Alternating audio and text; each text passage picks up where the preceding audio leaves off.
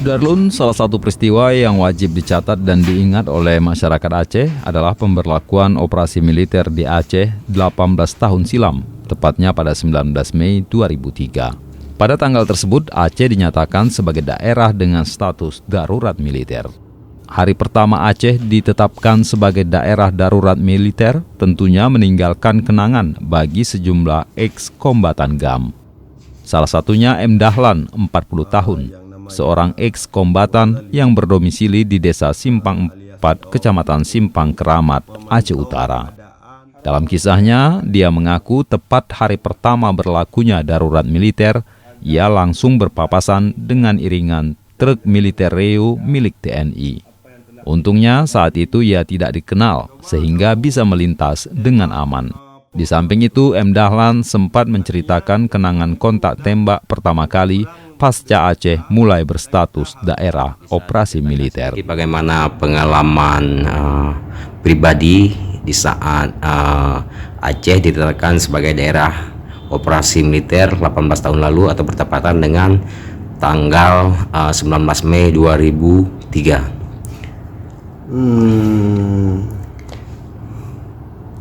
Pada saat itu kan di Aceh lagi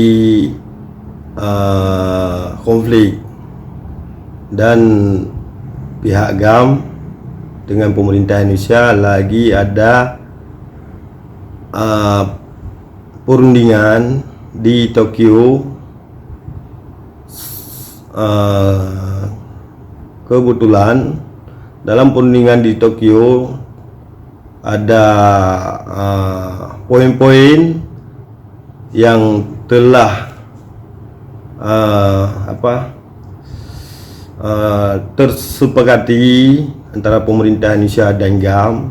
Salah satunya adalah zona damai.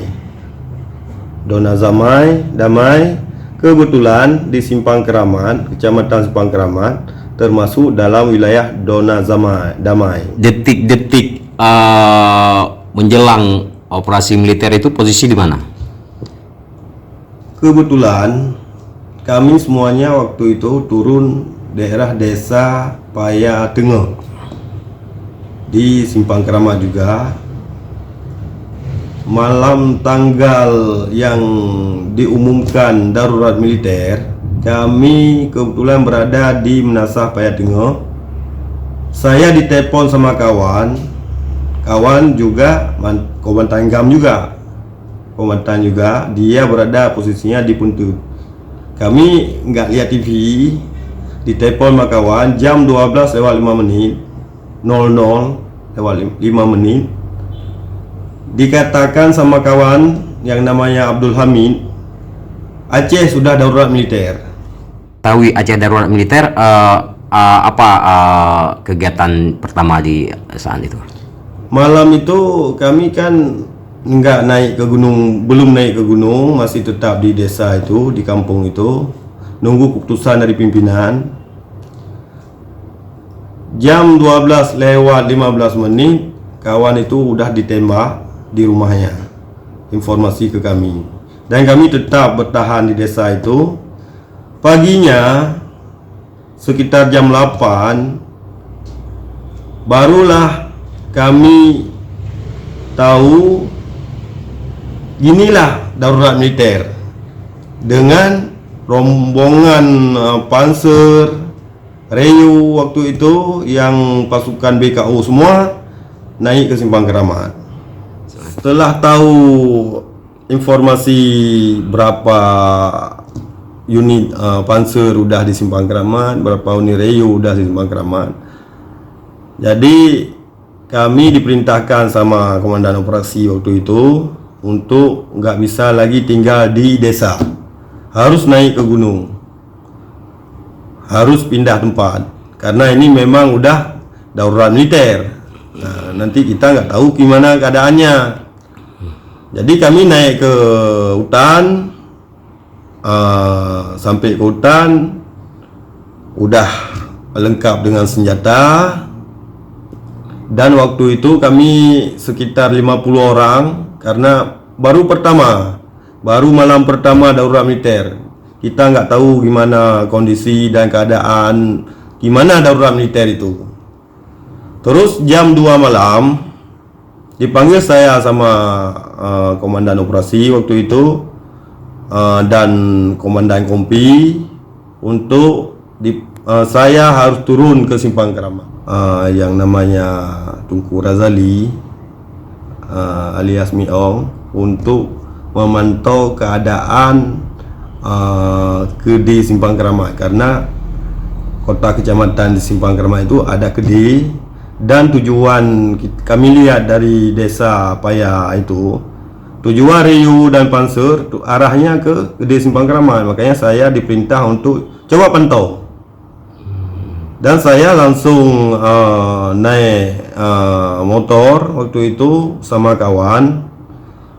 Saya ke Simpang Keramat dan saya udah lihat di sana keadaannya udah mencekam. Kami balik ke Paya lagi, ke berpapasan di Paya juga itu. Waktu itu kami berhadapan dengan Riu, lebih kurang 10 Riu lengkap dengan senjata dan pasukan di dalamnya.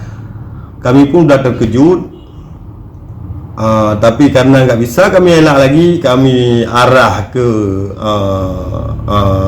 ke Luxmawe. Orang itu arah ke Kedi Simpang Keramat. Kami tetap berjalan terus dan melaporkan ke komandan operasi tadi yang memerintahkan saya. Papasan dengan pasukan Riu, apakah Malan sendiri ada bersenjata saat itu atau memang belum Kami karena perintah nggak bisa bawa senjata, jadi kami tetap tidak bawa senjata, pakai yang preman saja. Dan orang itu pun nggak tahu kalau kami ini adalah GAM waktu itu, karena kan nggak ada tanda-tanda dari kami. Makanya bisa melintas terus ya. Saya diperintahkan, coba kamu tembak pos orang itu. Artinya orang itu udah mau berperang dengan kita, dan kita harus pertama yang mulai. Gitu perintah komandan operasi waktu itu. Makanya kami lengkap dengan senjata, bertiga waktu itu, semua asli di Simpang Keramat, orang asli, turun ke Kedi Simpang Keramat, langsung menembaki pos TNI yang berada di depan sekolah SMP itu waktu itu. Berarti itu kontak tembak pertama pasca dom yang Malan rasakan berarti ya. Perjanjian KOA yang ditekan di Jenewa kemarin itu adanya zona damai. Setelah itu berlanjut dengan perundingan di Tokyo. Di awal-awal 2023. Jadi 2003 ya. Setelah itu pasca ataupun 1 hari menjelang Aceh ditetapkan daerah operasi militer, itu posisi Malan di mana?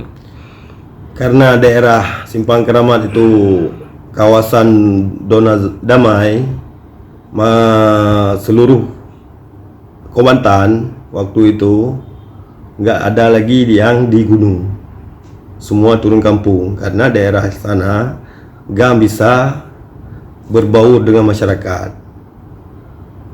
Tapi tidak boleh menenteng senjata. Tidak boleh membawa senjata, itu aturan. Sekarang ini kan sudah beberapa tahun MOU Helsinki sudah berjalan.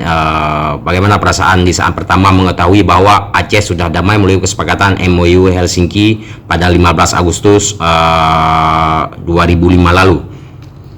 Perasaan saya dan teman-teman waktu itu senang. Artinya senang gimana? Karena kita udah lama nggak jumpa sama keluarga, sama kawan-kawan, saudara di desa, di kampung. Pas kami dengar sudah terjadi penandatanganan perjanjian di Helsinki antara pemerintah Republik Indonesia dan Gerakan Aceh Merdeka, kami di hutan kan sangat senang. Malah kami sujud syukur. Waktu itu saya sebagai komandan kompi yang ada pasukan sekitar 40, dan saya bilang sama kawan-kawan waktu itu, kita udah ada rahmat dari Tuhan Yang Maha Esa bahwa kita udah bisa turun dari gunung untuk menjumpai keluarga semua. Harapan saya dan kawan-kawan Ekomatan agar pemerintah Indonesia dan Gerakan Aceh Merdeka yang telah disepakati di Helsinki supaya diselesaikan dengan cara yang sangat baik. Jangan ada lagi peperangan di Aceh. Dari Loksmawe Saiful Bahri, Serambion TV. Kita lihat sekarang memang sangat merindukan dengan kedamaian dan kesejahteraan untuk rakyat Aceh. Itu